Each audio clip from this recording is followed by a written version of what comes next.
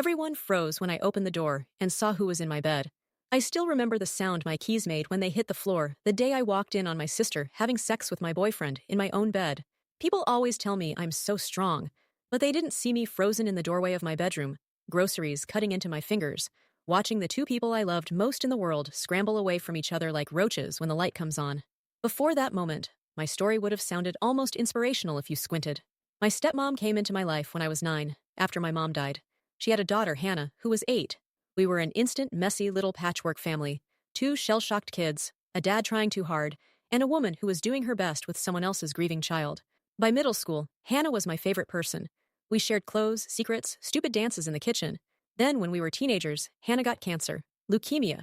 Everything in our house rearranged itself around chemo schedules and hospital food and the constant beeping of machines. Adults whispered in hallways. I learned to read blood counts before I understood algebra. I was 16 and angry at the world, but I loved her. I gave up weekends to sit by her bed, held the puke bucket, helped her to the bathroom when her legs shook.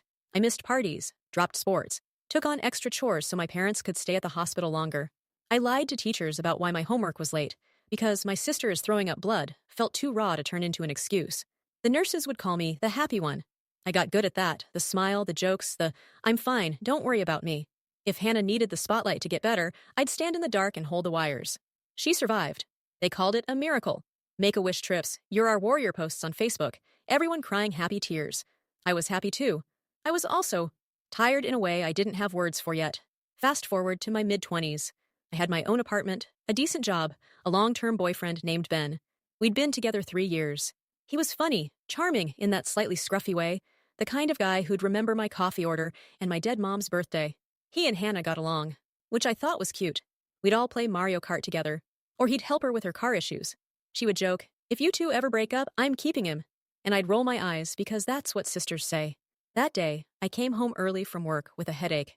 I had 2 bags of groceries and a plan to make pasta and watch trash TV. Ben's car was in the lot. Cool, surprise cuddles. The apartment was quiet when I opened the door. No TV, no music, just the low hum of the fridge.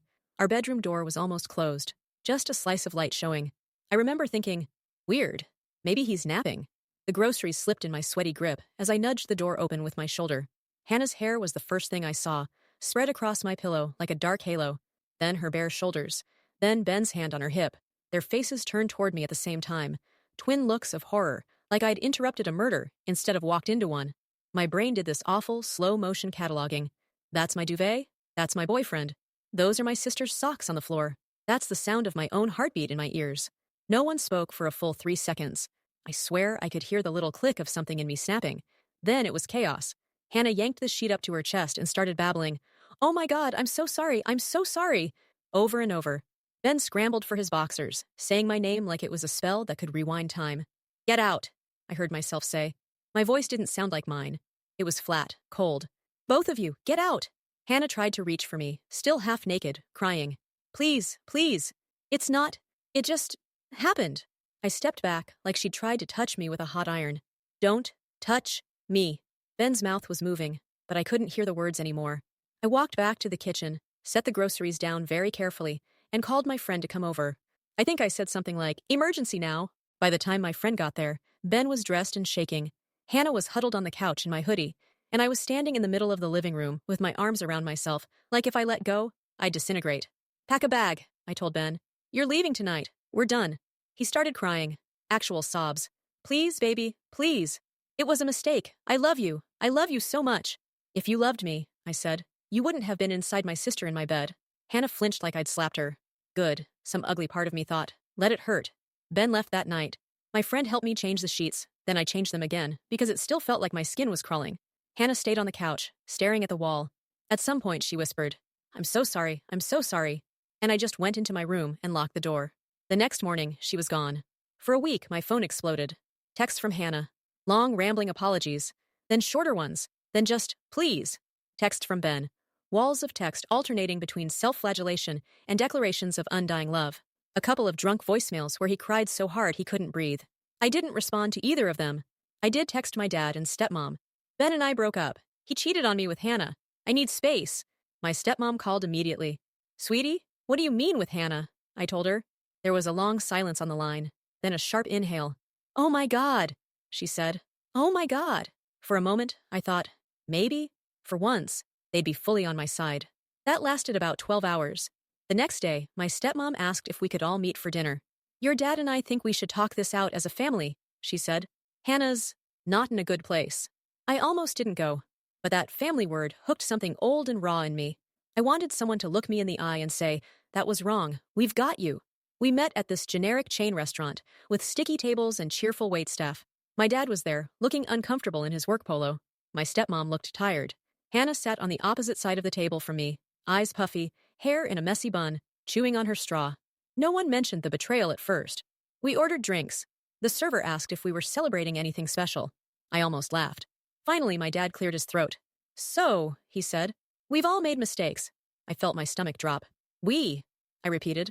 My stepmom shot him a look, then turned to me. What your father means is, this is a complicated situation. We love you both. We don't want to lose either of you. Then maybe, I said, don't minimize what she did. Hannah's eyes filled with tears. I know what I did was horrible, she said. I hate myself for it. I do. But we didn't plan it. It just happened. We were talking one night when you were at work, and it got confusing. We thought we could stop. We tried. But her voice cracked. I haven't felt alive in so long. I thought I was going to die when I was 15. When I'm with him, I feel like maybe I didn't go through all of that for nothing. There it was. The cancer card, laid gently on the table between the appetizers and my shredded heart. My stepmom dabbed at her eyes. You know how hard things have been for her, she said to me. The PTSD, the survivor's guilt. She's broken in ways that are hard for us to understand. I know, I said. I was there. I was the one holding her hair back. That doesn't make this okay. Hannah looked up at me, mascara smudged. We're in love, she said quietly. Me and Ben. We didn't mean to hurt you, but we can't pretend it didn't happen either. We want to be together, for real, and we didn't want you to find out from Facebook or something. The room tilted. You're... what? I asked. My dad shifted in his seat. They've been talking, he said. They think this could be something serious. We want to find a way where we can all be okay with it. Okay with it? I laughed. It came out sharp and high. The family at the next table glanced over. You want me to be okay with my ex and my sister making their affair official? We're not asking you to be okay right away. My stepmom rushed in. Just to try, to not destroy the whole family over this. Ah, there it was. I was the one destroying the family. Hannah reached across the table, fingers trembling. I don't want to lose you, she whispered. You're my best friend. I know I don't deserve your forgiveness, but please, please don't hate me. Something inside me went numb. There wasn't room for this much hurt, and still feel everything. It was like my body hit an emergency shutoff. I don't hate you, I said. It was true. I didn't have the energy for hate. But I can't support this. I can't be around you two together. I need time and distance. My dad's jaw tightened. So you're punishing her, he said, after everything she's been through. That was when I realized this conversation had never been about my pain. It was about theirs, about not wanting to feel like bad parents for enabling this train wreck. I put my napkin on the table and stood up. I'm going home, I said. Enjoy your meal. As I walked out, I heard my stepmom start to cry. My dad mutter something about me being dramatic, and Hannah whisper, please, please, please, like a prayer. No one followed me. The next week was a blur of group texts and Facebook messages from extended family. My aunt, your father told us what happened. I know you're hurting, but this bitterness isn't healthy. Hannah's been through so much already. My uncle, you're really going to throw your sister away over a man? Men come and go. Sisters are forever. Don't be selfish. Another cousin, I saw your posts. You sound jealous. It's not a good look. Screenshots made their way to me of my stepmom's sad Facebook statuses about families being torn apart by grudges and forgiveness being a choice. Apparently, I was choosing wrong. My dad sent exactly one text. Your behavior is unacceptable. We won't tolerate you bad-mouthing your sister or Ben. If you can't be civil, we'll have to reevaluate our relationship. I stared at those words for a long time. Reevaluate our relationship. Like I was an employee on probation. I wrote and rewrote a response in my head. I wanted to say, I'm not jealous of Ben. I don't want him. I want my sister back. I want parents who don't weigh my trauma against hers and decide hers matters more because there were hospital bracelets involved. What I actually typed was, I'm not bad-mouthing anyone. I'm telling the truth about what happened to me. If that makes you uncomfortable, that's not my problem. I will not be around them as a couple, period. His reply came fast. Then you're choosing to cut yourself off from this family. That's on you. The ground kind of fell away under me reading that. It was like watching a building you thought was solid crumble in slow motion. All those years of being the happy one, the helper, the good kid who didn't cause trouble. And it took one boundary. I don't want to hang out with my ex and my sister together, for them to decide I was disposable. I cried so hard that night I gave myself a migraine.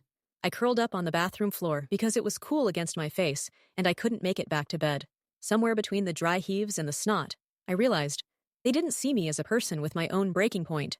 I was a role in their story. The caretaker, the understanding one, the one who would always swallow her hurt for the greater good. And I had just refused. The pregnancy news came from my cousin, not my parents. I had posted anonymously on Reddit about everything that happened. It was part scream into the void, part sanity check. Am I losing my mind? Or is this actually as messed up as it feels? A few days later, my phone buzzed with a call from my cousin Jess. I knew it was you, she said without preamble. That post? The details? Are you okay? I hadn't told anyone in the family, outside my parents, about the cheating. I exhaled. Define okay.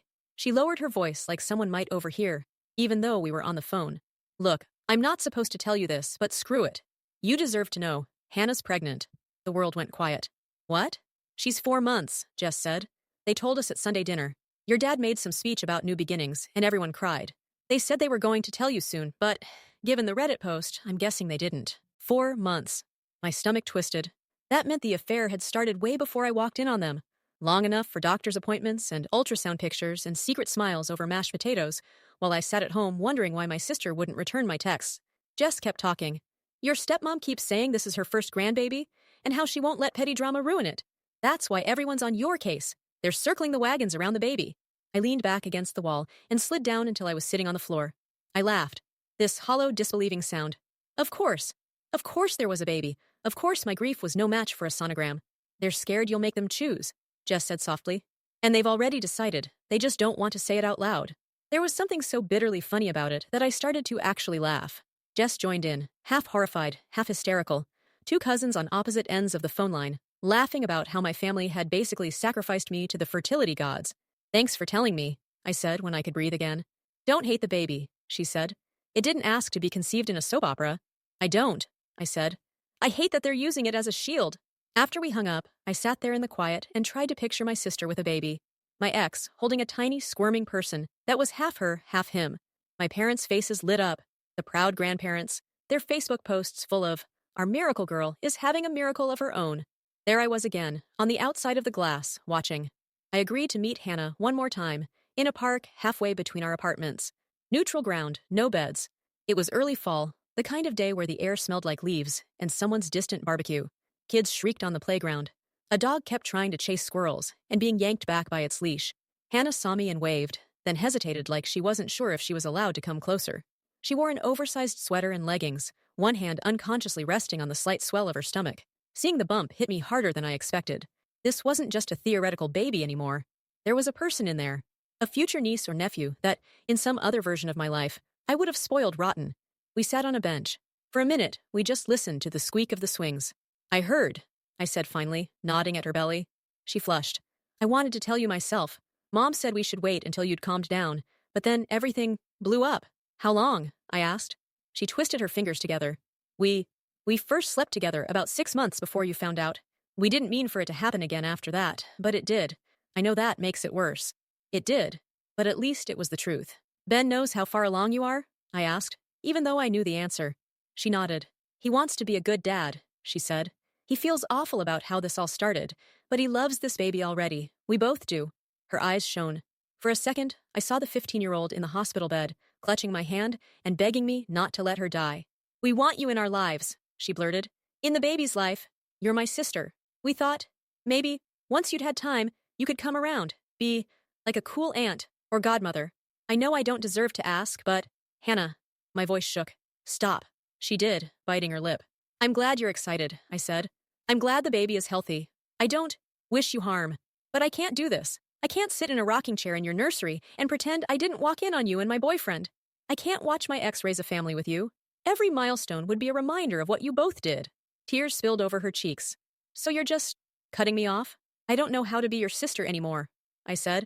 I don't know who I am to you, except the person you were willing to hurt to feel alive. And our parents. I swallowed hard. They made it clear where they stand. They want the happy family photos with the pregnant daughter, not the messy daughter with boundaries. She winced.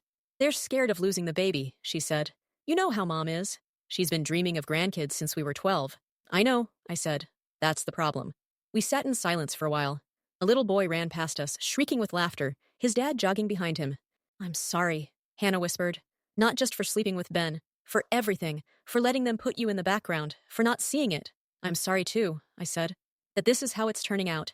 That the baby is going to grow up without an aunt who would have loved them like crazy. Her shoulders shook. I wanted, for a brief, painful moment, to hug her, to rewind to before all of this, and promise we'd never let a guy come between us. But that wasn't our story anymore. I'm going no contact, I said. Saying it out loud made it real. With you, with Mom, with Dad. I can't do half measures. It hurts too much. She made a small wounded sound. Please don't do this. I already have, I said. I hope your baby is healthy. I hope you're happy. But I won't be there to see it. I got up before I could change my mind. I walked away, the sound of her sobs chasing me down the path. That night, I sent an email to my parents. I kept it short. I love you both, but your response to what happened with Ben and Hannah has shown me that my well-being is not a priority in this family. I can't keep putting myself in situations where I'm expected to swallow my pain for the sake of appearances. I'm going no contact. Please don't reach out. I need to heal. My stepmom replied the next day with 3 paragraphs about how sorry she was that I felt hurt, how hard it was to be in the middle, how much she loved me, how she hoped I'd reconsider in time for the baby. My dad didn't respond at all. I hit archive on the email and then sat on my couch and sobbed like someone had died. In a way, they had. The version of my family I'd clung to anyway. Ben did not go quietly into his new life. He made burner accounts after I blocked him. Weird usernames followed me on Instagram and TikTok, liking every old photo of me smiling. Every few weeks, I'd get a message from a new account. Can we please talk? I miss you. I think about you every day. Once he showed up at my apartment. I was in sweats, hair in a bun, halfway through a Netflix show when the doorbell rang. I opened it without thinking, expecting a package. There he was. Same green eyes. Same stupid hoodie I'd bought him. He looked thinner, older. My heart slammed against my ribs. How did you? I waited in the parking lot, he said. Please, just hear me out. I should have slammed the door. Instead, I stepped aside. Old habits, old softness. He sat on my couch and cried for 3 hours. I don't mean manly, single-tear crying. I mean ugly, hiccuping, snotty crying. I made the biggest mistake of my life, he said. I love you. I never stopped loving you. I don't even know how it happened with Hannah. It was like I was drunk on the attention, on being the hero. And then she was pregnant, and your parents were so happy, and I thought maybe I could make it work, be the good guy. But every time I look at her, I see your face when you walked in on us. I sat there, arms folded, feeling weirdly detached. So what are you hoping for here? I asked. Me to say it's okay? Leave the pregnant woman and come back to me? He flinched. No. I mean, I don't know. I just needed you to know I messed up. That I know I messed up. That I think about you every day. You made your choice, I said. Now you have to live with it. You don't get to use me as your confessional. Go to therapy. Be a good dad. Leave me alone. He reached for my hand. I pulled it back like he'd tried to grab a live wire. When he left, I locked the door, slid down it, and laughed. It was either that or scream. Thanksgiving that year was weirdly peaceful. I'd always done the family circuit, my dad's house in the afternoon, my stepmom's parents in the evening. This time, I said no to everything. A friend from work, Maya, found out I was going to be alone and immediately invited me to her parents' house. We have too much food anyway, she said. My mom collects strays. She'll be offended if you don't come. Her family was loud and loving and nosy in the best way. Her mom shoved Tupperware of leftovers into my hands. Her dad insisted on explaining football to me, even though I told him 3 times I didn't care. Her little cousins dragged me into a Just Dance competition. It wasn't my family, but it was a family. And for the first time in a while, I felt a little flicker of warmth that wasn't immediately smothered by guilt. 6 months later, I thought maybe the universe was giving me a do-over. I reconnected with an old college friend, Matt. We'd run in the same circle back then. He'd been friends with Ben first, actually. They'd had some falling out I never fully understood, but we'd all drifted apart after graduation anyway. He slid into my DMs after seeing a meme I posted. We started chatting. It was easy, familiar. He made me laugh. We grabbed coffee as friends, then drinks, then dinner. He was gentle, attentive. He asked about my job, my hobbies, my favorite childhood cartoon. He didn't ask about Ben or my family. I liked that. After a few weeks, we kissed in his car outside my apartment, and it felt like my brain short-circuited. I'd convinced myself I was done with dating, that I was too broken, too cautious, too something. He held my face in his hands and said, I like you. Let me prove not all guys are trash. We decided to be exclusive. I told him in broad strokes what had happened with my ex and my sister. I didn't go into the gory details, but enough that he understood why my trust was hanging by a thread. He squeezed my hand. Anyone who'd do that to you is an idiot, he said. I'm not him. New Year's Eve rolled around. Our mutual friend was throwing a party. The group chat lit up. Can't wait to see everyone. Champagne time. Who's bringing snacks? Then Matt texted me privately. Hey, just a heads up. I heard Ben might be there. My chest tightened. Oh, we don't have to go, he said quickly. I just didn't want you to be blindsided. I stared at the little typing bubble. Some stubborn part of me wanted to say, I'm fine, let's go, I'm over it. But I wasn't. Not enough to risk seeing the two of them or hearing news about the baby. I think I'll sit this one out, I typed. You go. Have fun. Happy New Year. He offered to stay with me instead, but I told him to go. I didn't want to be the girlfriend who made him skip parties because of my ex. We kissed at my door at 10 p.m., made plans for brunch the next day, and he left. At midnight, I watched the ball drop alone on my couch, tipsy on cheap Prosecco, my cat unimpressed by the fireworks outside. I went to bed feeling weirdly okay about it. Mature, even. The next morning, I woke up to a text from Matt. I'm sorry, I can't do this. You deserve better. Please don't contact me. By the time I sat up, he'd blocked me. On everything. I stared at my phone, heart racing. I refreshed, checked for some sign that this was a drunk mistake. Nothing. It was like he'd been erased. I texted our mutual friend. Hey, is Matt okay? He just broke up with me out of nowhere. She hesitated, then sent, I don't know what happened exactly, but he and Ben were outside talking for a long time. He came back in looking wrecked, left early. That's all I know. I'm sorry. A cold, familiar dread crept up my spine. It felt like déjà vu, like some invisible hand was rearranging my life again without my consent. What had Ben said? What story had he spun about me? Or had Matt just seen him and realized he didn't want to be the next guy to deal with my baggage? The not knowing clawed at me. I swung between paranoia and self-blame. Maybe Ben told him I was crazy. Maybe he played the victim, the poor guy guilt-tripped by his vindictive ex. Maybe Matt believed him. Or maybe seeing us both in the same room made him realize he wasn't ready to be in the middle of our messy history. Whatever it was, I was the one left holding the pieces again. That was when the spiral really started. Two guys who knew each other, both gone. A family that had basically said, we choose the grandbaby over you. Friends who'd sent me screenshots of group chats where people joked about Drama Girl. I started to wonder if there was something fundamentally wrong with me. I'd lie in bed at night and think, I'm the common denominator. Maybe I'm exhausting. Maybe I'm too intense, too needy, too much. Maybe I sucked all the air out of the room so much that the only way people could breathe was to leave. I'd picture my funeral sometimes. Not in a planning way, more like a test. Who would show up? My dad out of obligation, my stepmom clutching Hannah's arm, Hannah crying about how we were so close before everything went wrong. Ben in the back, head bowed, people saying she was always so strong, while I lay there thinking I wasn't. You just didn't look closely. I thought about my mom a lot. She died young, but in my memories, she was this radiant presence.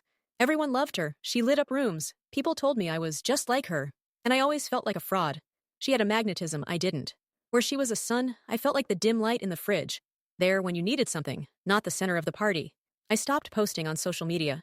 I stopped answering texts that weren't absolutely necessary. I went to work, came home, watched other people's lives unfold on TV. The idea that I was unlovable settled over me like a heavy blanket. The scary part was how comfortable it started to feel. Time passed anyway.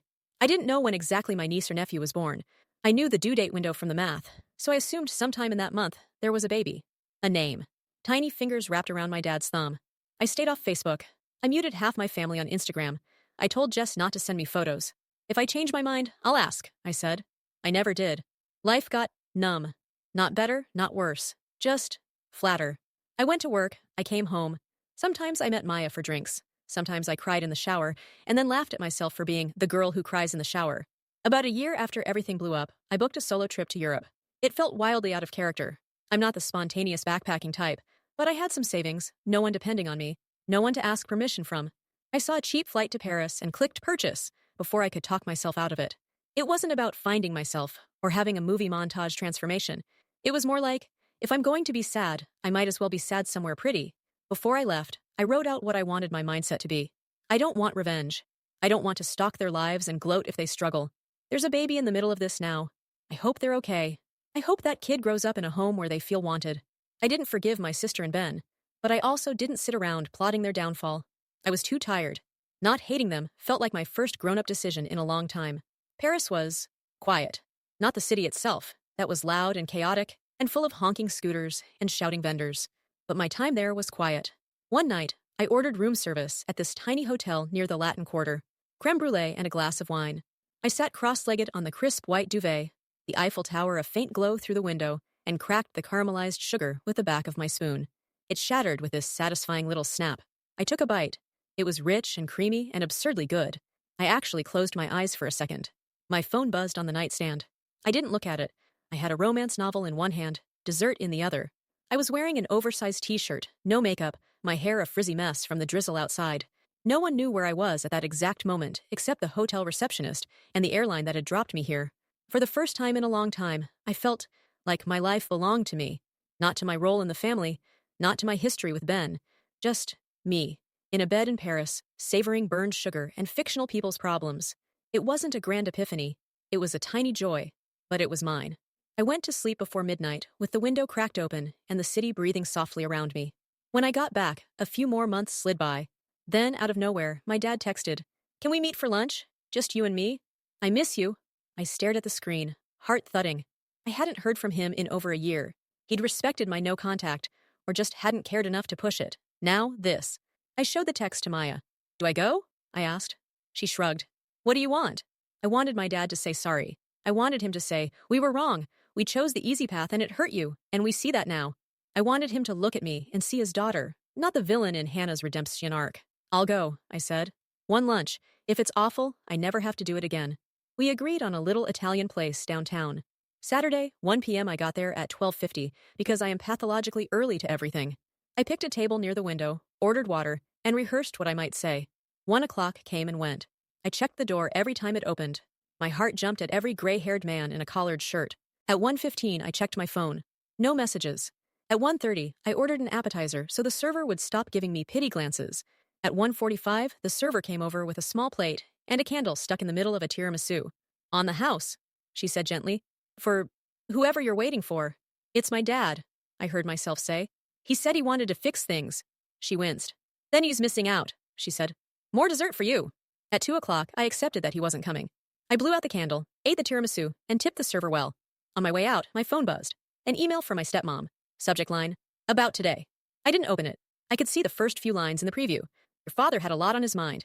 He didn't feel up to a confrontation. This is all very hard for him." I deleted it. Standing on the sidewalk, cars rushing past, I felt this strange, sharp clarity. It hurt, yes. The little kid in me who'd waited at the window for him to come home from late shifts felt that sting. But the adult in me saw it for what it was. A final confirmation. They were never going to choose the hard, honest conversation over their own comfort. Not for me. The door didn't slam shut right then. It had been closing for years. That no-show just clicked the lock. After that, I realized there was nothing keeping me tethered to my hometown anymore. No weekly dinners. No, maybe this Christmas will be different. No reason to accidentally bump into my ex at the grocery store and see a toddler in his cart. I'd toyed with the idea of moving before. Fantasies about starting over somewhere no one knew my history. It had always felt too big, too risky. Who would I be without the familiar streets, the same coffee shop baristas, the ghosts? Now it felt necessary, like staying would be slowly suffocating myself out of habit. I started looking at job postings in cities far enough away that a casual visit from my parents would require plane tickets. I updated my resume. I applied. Half of it felt like a bluff, like I was playing pretend. Then a company halfway across the country offered me a position. The pay was decent. The city was one I'd visited once on a school trip and liked. I said yes before I could talk myself into staying small. Packing up my apartment was weirdly cleansing. I donated furniture that held too many memories. I threw out the duvet I'd once found my sister under. I kept the cat. Maya and a couple of other friends helped me load the U-Haul. They hugged me tight, promised to visit, made me promise to send photos. Driving away felt like peeling off a scab. It hurt, but underneath, there was new skin. In the new city, I crashed on the couch of an old high school friend, Tasha, for a few weeks while I apartment hunted. She'd moved there years ago and had built this big, warm friend group around board game nights and trivia. They folded me in like I'd always been there. I was the new one for about 5 minutes before I was just one of them. We went to farmers markets. We had potlucks. We watched terrible reality dating shows and yelled at the screen. It wasn't a replacement for family exactly, but it was a start. Tasha is a counselor, which turned out to be both convenient and mildly annoying. "You should see someone," she said one night after I'd had my 3rd glass of wine and started crying about a commercial with a dad teaching his kid to ride a bike. Like someone who isn't me. "I love you, but you need more than friend-level coping strategies." I'd had bad experiences with therapy before. One lady who just nodded and said, "How does that make you feel?" for 50 minutes, and another who tried to blame everything on my negative thoughts without acknowledging that, actually, my life had been pretty objectively rough. But Tasha knew people. She gave me a list of names, said, try them out like shoes. If they pinch, return them. I went through 2 therapists who weren't quite right before I found Dr. Patel. She did IFS, Internal Family Systems, which sounded a bit woo-woo at first. Parts work, inner child, all that. But in our first session, she looked at me and said, you've spent a long time being the happy caretaker in your family, haven't you? The one who holds everything together, so no one else falls apart. I burst into tears. We worked backwards, not just from the betrayal, but from my childhood. The way I'd learned early that my needs were negotiable if someone else was hurting more. How my mom's death had turned me into a mini-adult. How Hannah's cancer had cemented my role as support staff, not star. We talked about depression.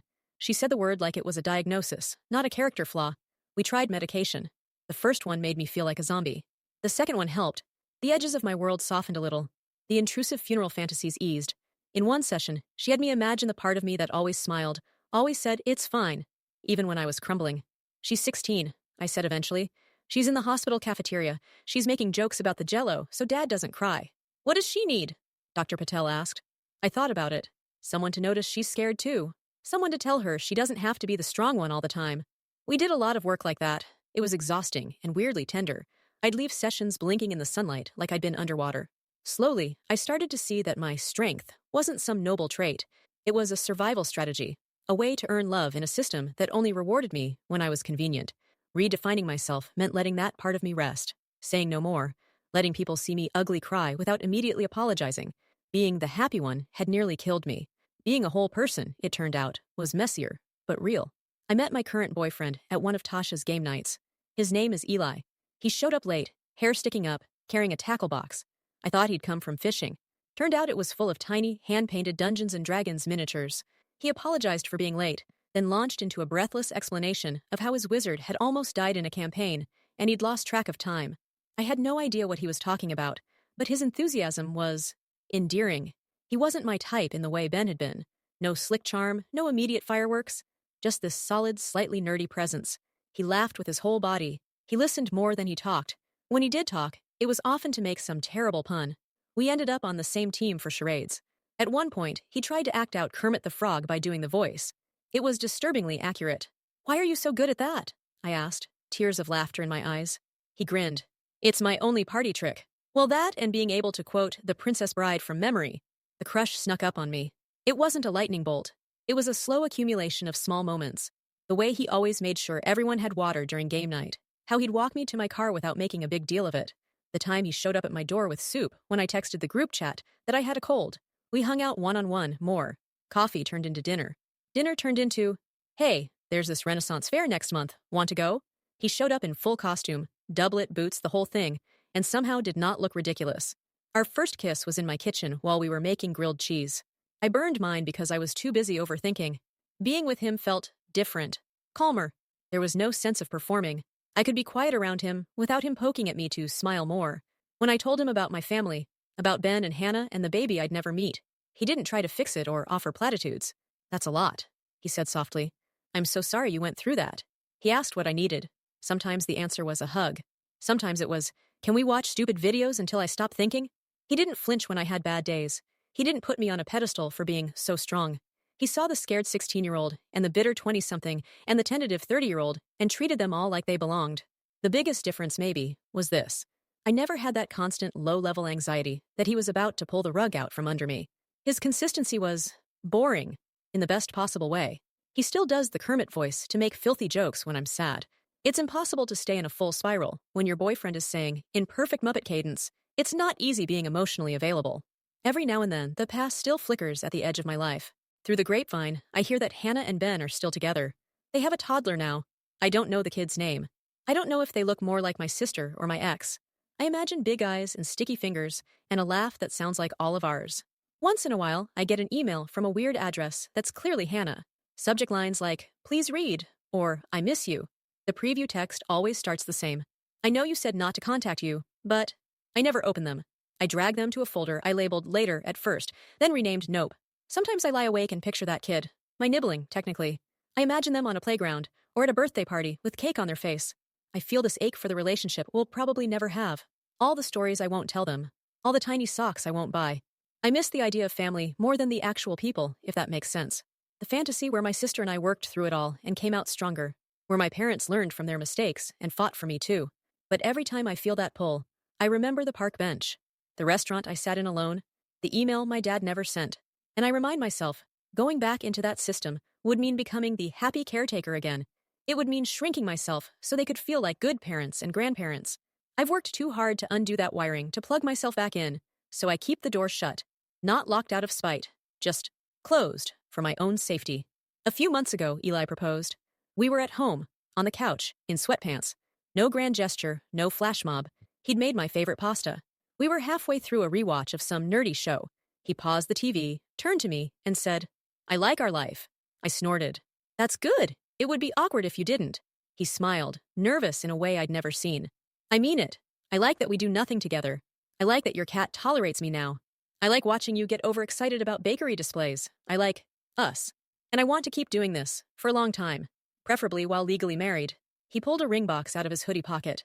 My brain short-circuited. I cried. I said yes. The cat yawned. We told our friend group first.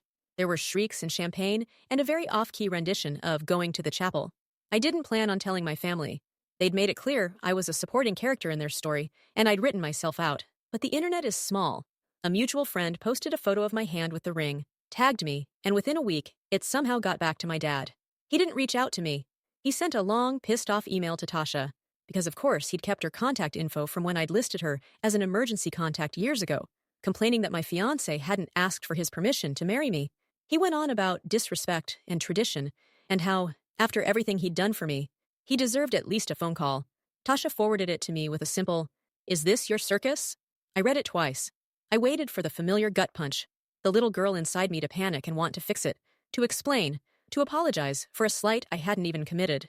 Instead, I laughed, loud, from the belly. Eli looked up from painting a tiny dragon miniature and raised an eyebrow. "Dad's mad you didn't ask for his permission," I said, waving my phone. "Apparently, you disrespected the man who couldn't be bothered to show up to lunch." Eli snorted. "Sucks to suck," he said in his best Kermit voice. And that was kind of it. No spiral, no drafting a response I'd never send. Just a distant, faint annoyance at a man who'd forfeited the right to be consulted about my happiness a long time ago. I didn't write back. I didn't tell him about the wedding we're planning with our chosen family. Tasha officiating, Maya doing a chaotic toast, Eli's friends heckling him lovingly as he inevitably cries during the vows. Sometimes, when I'm trying on dresses or tasting cake flavors, I think about my mom. I like to imagine that somewhere, she sees me, not just surviving, not just holding everyone else up, but building a life where I'm allowed to be held too. If she were here, I think she'd be proud. Not because I forgave everyone and kept the peace, but because I learned to walk away from people who only loved me when I was useful, and towards people who love me when I'm just me. I used to think my story was about betrayal. Now it feels more like it's about reclamation. My sister and my ex built a life together on the ruins of mine. My parents chose a grandbaby over their inconvenient daughter. That all happened. It hurt. It still does sometimes. But when I look around my apartment now, at the D&D minis on the shelf, the half-finished cross-stitch on the coffee table, the cat asleep on Eli's feet, I don't see ruins. I see a life I chose piece by piece, a family I built on purpose. And that's worth more to me than anyone's permission.